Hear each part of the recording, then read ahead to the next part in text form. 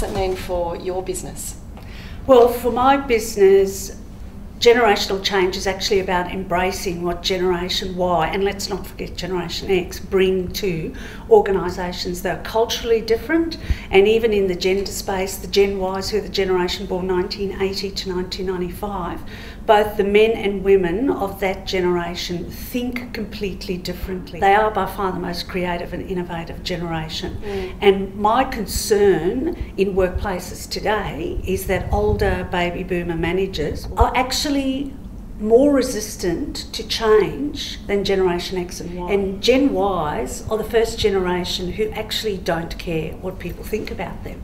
So they are greater risk takers, which means they're also more creative and innovative, because without risk taking and without diversity, you actually don't get creativity and innovation.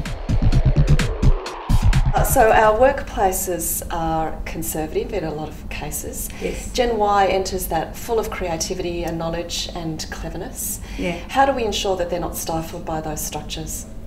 I think what you have to do is create cultures which are open to risk-taking, cultures which do not punish people for making mistakes, and cultures that encourage open and honest communication. If you're in an environment where mistakes are seen as punishable, people are not going to take risks.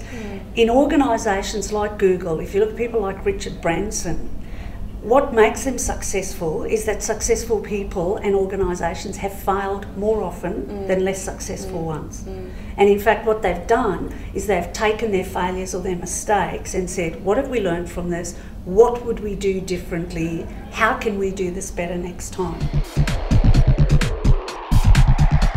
How do we go about changing culture in workplaces that are older and more conservative? I think fundamentally you have to invest in leadership training. As an ex-finance director myself, I know that the first budget we always cut was the training and development budget. Why? Number one, because you can, and number two, because no one notices, and number three, because we think that soft skills training is not necessary, and anything to do with managing people or culture is seen as a soft skill.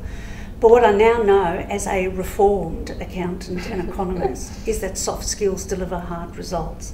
That if you invest in developing the leadership capability of the people who lead the people, then you can change the culture. The challenge in changing organisational culture is changing individual mindsets.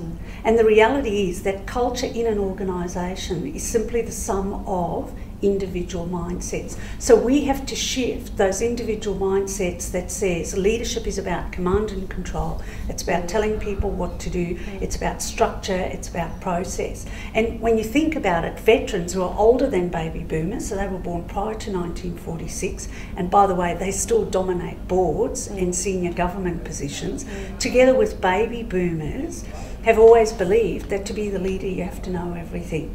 And my message to them is, here's the good news. Generation X and Y don't expect you to have all the answers. What they expect is for you to be an honest, authentic leader who says what they know, but is equally open about what they don't know.